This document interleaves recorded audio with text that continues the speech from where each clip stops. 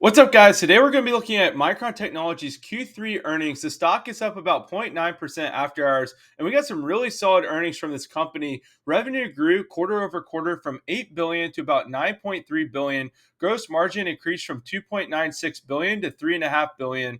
We saw overall operating income increase from 1.77 billion to 2.16 billion, as well as percent of revenue of operating income increased from 22% to 23.3%.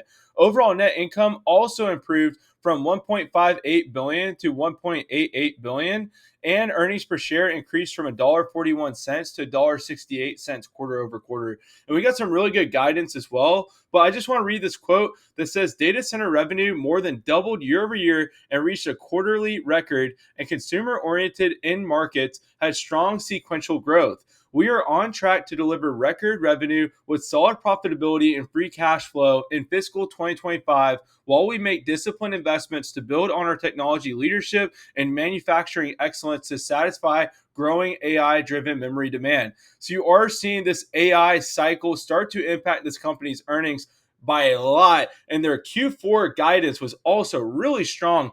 They guided their revenue to be $10.7 billion for Q4, plus or minus 300 million. They also guided their overall earnings per share to be around $2.29, plus or minus 15 cents. That is really solid growth for this company, especially in the revenue department as well. That is really impressive. But if we take a look at this balance sheet real quick, I'm also really liking the balance sheet. Their overall cash and cash equivalents improved by about $2.5 billion quarter over quarter, and their total assets increased as well by a little bit over $4 billion.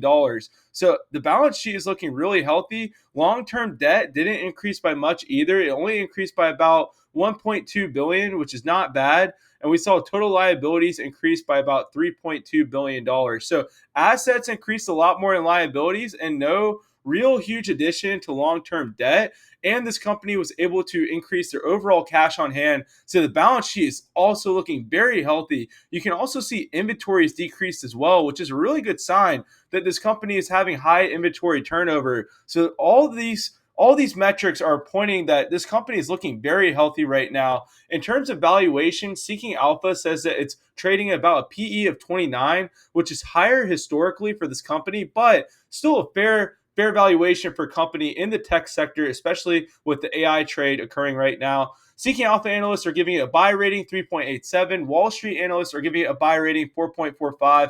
If we take a look at the overall analyst projections, 40 analyst ratings give it 85% buy, 13% hold, and 3% sell. We have a current price of around 128 with a median forecast of 135, which represents 6% upside, but a high-end forecast of $172 a share, which represents 35% upside. If you guys think this company's a buy, let me know down in the comments. And if you got value from the video, please consider subscribing. Y'all take care.